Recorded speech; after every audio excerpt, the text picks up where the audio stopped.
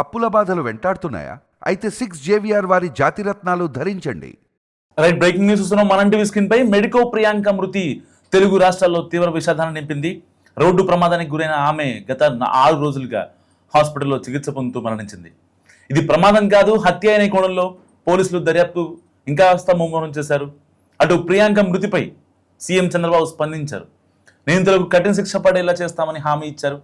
గద్వాల జిల్లా ఐజాకు చెందిన మెడికో ప్రియాంక రాజమండ్రిలో పీజీ చదువుతోంది. ఆగస్టు 3న స్నేహితుడితో కలిసి సినిమా చూసి స్కూటీపై వెళ్తోంది. కానీ అంతలోనే ఘోరం. మాల్ గేట్ దాటేలోపు అంతా అయిపోయింది. మద్యం మత్తులో కారును వేగంగా పోనిచ్చి స్కూటీని ఢీకొట్టారు అగంతకులు. కారుతో 3 సార్లు స్కూటీని బలంగా ఢీకొట్టినట్లు సీసీటీవీ ఫుటేజ్లో చాలా క్లియర్గా కనిపిస్తోంది. రాత్రి 11 గంటలకు స్వతంత్ర హాస్పిటల్ నుంచి సమాచారం అందుకొని మరో వైద్య విద్యార్థి ఉమేష్ స్టేట్మెంట్ తీసుకొని పోలీసులు కేసు నమోదు చేశారు. నిందితులు ఆల్కహాల్ తీసుకొని డ్రైవ్ చేసినట్లు కూడా ఆధారాలు దొరికాయి. అటు ప్రమాదంలో తీవ్రంగా గాయపడి బ్రెయిన్ డెడ్ అయిన మెడికో ప్రియాంక హైదరాబాద్లో ఒక ప్రైవేట్ హాస్పిటల్లో 3 రోజులుగా మృత్యువుతో పోరాడింది. యాప్నియా టెస్ట్ చేయాలని వైద్యులు ప్రయత్నించినా ఆమె శరీరం సహకరించలేదు. శరీరంలో సోడియం లెవెల్స్ 16 కంటే తక్కువగా ఉండడంతో ట్రీట్మెంట్ సాధ్యం కాలేదు. సో ప్రియాంకను ఎలాగైనా కాపాడటానికి డాక్టర్లు విశ్వప్రయత్నం చేశారు. అయినా ఫలితం లేకుండా పోయింది. ఫైనల్గా ప్రియాంక చనిపోయింది. కానీ ఇంతటి సెన్సిటివ్ కేసును పోలీసులు ఎలా డీల్ చేశారు? సెక్షన్లు పదే మార్చడంతో కేసును తప్పుదో పట్టించే కుట్ర జరుగుతుందా అని ఆరోపణలు వినిపించాయి. అందుకే ఆదివారం ఉదయం రాజమండ్రి ప్రకాష్ నగర్లో పోలీసులని ప్రియాంక తండ్రి వెంకటేష్, డిఎస్పీలు దేవరాజ్, సుభాష్తో మాట్లాడారు. కేసులో సెక్షన్లు వీక్గా ఉన్నాయా, దోషులకు శిక్షలు పడేలా విచారణ జరుగుతోందా అని ఆరా తీశారు. సో ఇది ముమ్మాటికి మర్డర్ అనేది వాళ్ళ తండ్రి వాదన. తప్పతాగి యాక్సిడెంట్ చేసేవారిని వదిలిపెట్టకూడదన్నది ఆయన ఆక్రోశం. యాక్సిడెంట్ చేసి ప్రియాంక మరణానికి కారకులైన దశ్వంత్, జోసఫ్, ఎడ్వర్డ్స్ పై ఇప్పటికే హత్యాయత్నం కేసు నమోదు చేసి రిమాండ్లో ఉన్నారు. ఉద్దేశపూర్వకంగా ప్రియాంకను ఢీకొట్టారని తెలిస్తే హత్యాయత్నం కేసును హత్య కేసుగా మారుస్తారు. కేసులో ప్రమేయం ఉన్న వారందరినీ అరెస్ట్ చేస్తామని ఎస్పీ కిషోర్ తెలిపారు. సో ఇలాంటి నేపథ్యంలో చంద్రబాబు ప్రియాంక మృతిపై విచారం వ్యక్తం చేశారు. నిర్లక్ష్యంతో నిండు ప్రాణం కోల్పోవడం కలిచివేస్తుందని చెప్పారు. ప్రియాంక మృతికి కారణమైన వారు ఇప్పటికే జైల్లో ఉన్నారని, నిందితులకు కఠిన శిక్షలు పడేలా చూస్తామన్నారు. సో ఇప్పటికే ఈ ఘటనకు సంబంధించి జిల్లా కలెక్టర్, ఎస్పీతో ఫోన్లో మాట్లాడారు సీఎం. సో బాధిత కుటుంబానికి 20 లక్షల ఆర్థిక సాయం కూడా ప్రకటించారు. అండ్ ప్రియాంక మృతిపై పవన్ కళ్యాణ్ కూడా తీవ్ర విచారం వ్యక్తం చేశారు. అండ్ ప్రియాంక మృతి తనను ఎంతగానో కలిసివేస్తుందన్నారు డిప్యూటీ సీఎం పవన్ కళ్యాణ్. నిందితులకు కఠిన శిక్ష పడేలా చర్యలు తీసుకుంటామన్న పవన్ ప్రియాంక కుటుంబ సభ్యులకు ప్రగాఢ సానుభూతి తెలిపారు.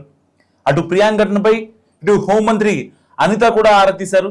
ఆమె తండ్రి వెంకటేష్తో ఫోన్లో మాట్లాడారు. అండగా ఉంటామని కూడా భరోసా ఇచ్చారు. ఇక్కడ జగన్మోహన్ రెడ్డి కూడా ప్రియాంక మృతిపై రియాక్ట్ అయ్యారు. ఎట్టి పరిస్థితుల్లో పోలీసుల నిర్లక్ష్యం వల్లే, కూటమి ప్రభుత్వ వైఫల్యం వల్లే ఈ ఘటన జరిగిందని, లేదంటే ప్రియాంక ప్రాణాలతో ఉండేదంటూ కూడా ఆయన చెప్పుకొచ్చిన పరిస్థితి. సో ఇలాంటి నేపథ్యంలో రాజమండ్రిలో హై టెన్షన్ వాతావరణం నెలకొంది. రాజమండ్రిలో ఆల్మోస్ట్ స్కూల్స్ అన్నీ బంద్ అయ్యాయి. సో ఇటు క్యాండిల్ ర్యాలీ చేస్తున్నారు సోషల్ యాక్టివిస్టులు, ఇంకా పార్టీలకు అతీతంగా చాలా మంది బయటకు వచ్చి ఇటు అయితే మెడికో ప్రియాంకకు న్యాయం జరగాలంటూ మాట్లాడుతున్న పరిస్థితి. సో ఇటు శాంతియుత మార్గంలో మేము నిరసనలు చేసుకుంటాం, మాకు ధర్నాకి అనుమతి ఇవ్వండి అని చెప్పి పోలీసులను కోరిన పరిస్థితి. సో ఎలాంటి మళ్ళీ ఏదన్నా ఇబ్బంది జరుగుతుంది, ఎందుకంటే ఇప్పటికే మార్గాని భరత్, వైసీపీకి చెందినటువంటి నేత మార్గాని భరత్ అక్కడ ఒక ధర్నా కూడా చేపట్టారు. దానికి సంబంధించి ఒక హై డ్రామా కొనసాగుతుంది. ఆల్రెడీ విచారణ జరుగుతుండగానే వైసీపీ అక్కడ మళ్ళీ ఒక విధ్వంసం క్రియేట్ చేస్తుందనే మాడ్యూల్లో ఇటు పోలీసులు కూడా వాళ్ళ యొక్క బంద్కి నిరాకరించారు. ఒకవేళ ఎవరైనా ప్రదర్శనలు, నిరసనలు చేస్తే ఎట్టి పరిస్థితుల్లో ఊరుకోవమంటూ కూడా జిల్లా యంత్రాంగం అలర్ట్ చేసింది. సో ఇలాంటి నేపథ్యంలో నిజంగా ప్రియాంక హత్యను, లేదంటే ప్రియాంక డెత్ను నిజంగా రాజకీయం చేయడం అవసరం అంటారా? మస్తుగా కామెంట్ చేసే ప్రయత్నం చేయండి. ఎందుకంటే ఎక్కడ మర్డర్ జరిగినా, లేదంటే అనుకోకుండా హత్య జరిగినా, లేదంటే ఇంకోటి జరిగినా రాజకీయ నేతలు మొత్తం అంటే పోలీసులు ఒక ప్రాపర్ ఎంక్వైరీ కోర్టుకి ఛార్జ్ షీట్ ఇవ్వకుండానే ఇదంతా రాజకీయం చేయడం నిజంగా ఎంతవరకు కరెక్ట్? చాలా మంది మాట్లాడుతున్నారు అనవసరంగా కూటమి సర్కార్ వచ్చింది, అందువల్లే ఆ అమ్మాయి చనిపోయింది అని. నిజంగా వాళ్ళు తప్పతాగి రావడానికి, లేదంటే ఇంకేదన్నా అక్కడ జరగడానికి కారణం నిజంగా పోలీసులా లేకపోతే ప్రభుత్వమా? అనుకోకుండా జరిగింది కాదు ఇది. ఎందుకంటే పర్టికులర్గా వాళ్ళు తాగున్నారు, నిందితులిద్దరు కూడా మద్యం మత్తులో ఉన్నారు. సో ఆ మద్యం మత్తులో జరిగిన దారుణమే ఇది. ఎప్పుడైతే మెడికో ప్రియాంక ఒక్కసారి డాష్ ఇవ్వగానే, కారు డాష్ ఇవ్వగానే ఆ అమ్మాయి మళ్ళీ బయటకు వచ్చి వాళ్ళని తిట్టిందో, కళ్ళు కనపట్లేదా రాస్కెల్ అని చెప్పి తిట్టిన మాట ఆ సీసీటీవీ ఫుటేజ్ రికార్డ్ అయింది. అయితే ఆ మాట అన్న తర్వాత మద్యం మత్తులో ఉన్న వీళ్ళిద్దరూ, దస్వంత్, జోసెఫ్ ఇద్దరు రెచ్చిపోయారు. రెచ్చిపోయిన తర్వాత 3 సార్లు ఆ అమ్మాయిని డాష్ ఇచ్చి తలపై కారుతో ఎక్కించారు, తొక్కించారు. అండ్ దాని తర్వాత స్పాట్లోనే ఆవిడ బ్రెయిన్ కూడా డెడ్ అయింది. వెంటనే స్వతంత్ర హాస్పిటల్ తీసుకెళ్లారు. అండ్ దాని తర్వాత అత్యవసర చికిత్స కోసం హైదరాబాద్ తీసుకొచ్చారు. దాదాపుగా 6 రోజుల పాటు నరక యాతన అనుభవించి అనంతలోకాలకు వెళ్ళిపోయింది ప్రియాంక. నిజంగా నిండు జీవితం బలైపోయింది. కన్ను మిన్ను కానకుండా అత్యంత దారుణంగా కారు నడిపిన తాగుబోతుల దాష్టికానికి ప్రియాంక ప్రాణం గాల్లో కలిసిపోయింది. కార్ టైర్ మెడపై నుంచి ఎక్కేయడంతో బ్రెయిన్ డెడ్ అయ్యి మృత్యుతో పోరాడి చివరికి ప్రియాంక శ్వాస ఆగిపోయింది. రాజమండ్రి మెడికో ప్రియాంక మృత్యుతో పోరాడుతూ కన్నుమూసింది. సికింద్రాబాద్ కిమ్స్లో చికిత్స పొందుతూ నిన్న ఆవిడ అనంతలోకాలకు వెళ్ళిపోయింది. అయితే ఇద్దరు వ్యక్తులు రాత్రి మద్యం మత్తులో ప్రియాంకను కారుతో అనాలోచితంగా ఢీకొట్టారు. అప్పటి నుంచి ప్రియాంక తీవ్ర గాయాలతో చికిత్స పొందుతుంది. తాగుబోతుల పైశాచికత్వానికి రాజమండ్రిలో గాయపడినప్పటి నుంచి మెడికో ప్రియాంక పరిస్థితి అత్యంత విషమంగానే ఉంది. సో ఈ నేపథ్యంలో ప్రియాంకకు ఆప్నియా టెస్ట్ చేయాలని వైద్యులు ప్రయత్నించినా అందుకు ఆమె శరీరం సహకరించలేదు. ఎందుకంటే ఆవిడ బాడీలో సోడియం లెవెల్స్ 16 కన్నా తక్కువగా ఉండటం వల్లే ఈ టెస్ట్ సాధ్యం కాలేదు. ఆమెను ఎలాగైనా కాపాడటానికి డాక్టర్లు విశ్వ ప్రయత్నాలు చేసినప్పటికీ చివరకు ప్రియాంక బ్రెయిన్ డెడ్తో చనిపోయినట్లు డాక్టర్లు చెప్పారు. ప్రియాంక మృతి తీవ్రంగా కలిచివేసింది చాలా మందిని. తెలుగు రాష్ట్రాల్లో అప్పట్లో విజయారెడ్డి కేసు సంచలనమో, అంతకుముందు ఒడిస్సాలో ఒక మెడికో కేసు అకారణంగా చనిపోవడం ఎంత బాధ కలిగించిందో యావత్ దేశం మొత్తాన్ని. మళ్ళీ అదే తరహాలో మెడికో ప్రియాంక చనిపోవడం నిజంగా అందరినీ కలిచివేస్తోంది. ఇలాంటి రాస్కెల్స్ని ఏం చేయాలంటూ కూడా సోషల్ యాక్టివిస్టులు చాలామంది వీళ్ళని ఏదైతే దస్వంత్, జోసెఫ్ ఉన్నారో వాళ్ళని అనవసరంగా టైంపాస్ చేయకుండా వాళ్ళని ఎన్కౌంటర్ చేయాలి. హ్యాంగింగ్ ఏదైతే ఉరివేయడం కూడా కాదు, ఎట్టి పరిస్థితుల్లో హ్యాంగ్ చేయాలంటూ చాలామంది మాట్లాడుతున్నారు.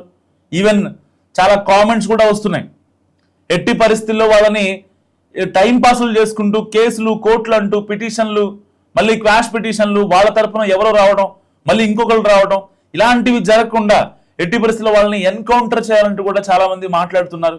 నిజంగా అలాంటి వాళ్ళని ఎన్కౌంటర్ చేయాల్సిందే. ఇప్పటికే గవర్నమెంట్ కూడా రియాక్ట్ అయింది. పోలీసుల తరఫున ఒక ప్రాపర్ ఛార్జ్ షీట్ కూడా రెడీ అవుతుంది. ఇప్పటికే వాళ్ళు రిమాండ్లో ఉన్నారు. సో రిమాండ్ సంబంధించి ఇప్పటిదాకా వాళ్ళ వెనకాల ఆ ఎమ్మెల్యే, ఈ ఎమ్మెల్యే ఉన్నారంటూ కొన్ని రాజకీయ పార్టీలు, కొంతమంది నేతలు వాళ్ళు చేస్తున్న పోస్టులు నిజంగా అభ్యంతరకరం. ఇక్కడ ప్రియాంక అంటే వాళ్ళిద్దరూ ఆ అమ్మాయిని వాంటెడ్గా చంపారా, లేకపోతే అనుకోకుండా ఈ ప్రమాదం జరిగిందా అనే విషయం బయటకు వస్తే వాళ్ళని ఎట్టి పరిస్థితుల్లో ఎన్కౌంటర్ చేయాల్సిందే. పోలీసుల ముందున్న సవాల్ ఏంటంటే, ముందు అసలు వాళ్ళు కావాలనే అమ్మాయిని చంపేశారా, లేదంటే అనుకోకుండా మధ్యమత్తులోనే అందరూ అనుకుంటున్నట్టుగా జరిగిందా? ఈ విషయం బయటకు వచ్చిన తర్వాత నిజంగా వాళ్ళని ఎన్కౌంటర్ చేయాలి. ప్రజలు మొత్తానికి చెప్పాలి అసలు ఆ ఎన్కౌంటర్కి ముందు ఏం జరిగింది, ఆ కస్టడీలో వాళ్ళు చెప్పిన నిజాలేంటి, అవన్నీ నిజంగా పోలీసులు పబ్లిక్ డొమైన్లో ఉంచితే రేపన్న రోజు ఇలాంటి దారుణాలు జరగకుండా ఉంటాయి. అందరూ ఇంట్లో పెద్దవాళ్ళు చెప్తారు మనకి, మనం జాగ్రత్తగా వెళ్తున్న రోడ్డు మీద ఆపోజిట్ వాడు కూడా జాగ్రత్తగా రావాలి కదా అని చెప్పి మాట్లాడుతూ ఉంటారు. ఎగ్జాక్ట్గా వాళ్ళు చెప్పే మాటలకి ఈ యొక్క ప్రియాంక ఘటన ఏదైతే ఉందో నిజంగా ఒక పర్ఫెక్ట్ ఎగ్జాంపుల్ అని చెప్పాలి. ఎందుకంటే వాళ్ళ నిర్లక్ష్యం కారణంగా ఒక నిండు ప్రాణం బలైపోయింది. ఆ నిండు ప్రాణం ఖరీదు ఎన్నో నిద్రలేని రాత్రులు. ఎంబీబీఎస్ కోసం, ఇటు నీట్ కోసం తను ఇంటర్లో పడిన కష్టం, వాళ్ళ తల్లిదండ్రులు ఆ అమ్మాయి కోసం పడిన కష్టం, ఇన్ని రోజులుగా 4 గోడల మధ్య హాస్పిటల్ గదిలో నరక యాతన పడుతుంటే, ఈవెన్ హైదరాబాద్లోని కిమ్స్ హాస్పిటల్లో చాలా మంది మెడికో ప్రియాంక బతకాలంటూ ఇటు అంటే కులాలకి మతాలకి అతీతంగా అక్కడికి వచ్చిన వాళ్ళ పేషెంట్స్ కూడా కిమ్స్ లో ట్రీట్మెంట్ తీసుకుంటున్నా ప్రియాంక బతకాలి అంటూ చాలా మంది ప్రార్థించారు.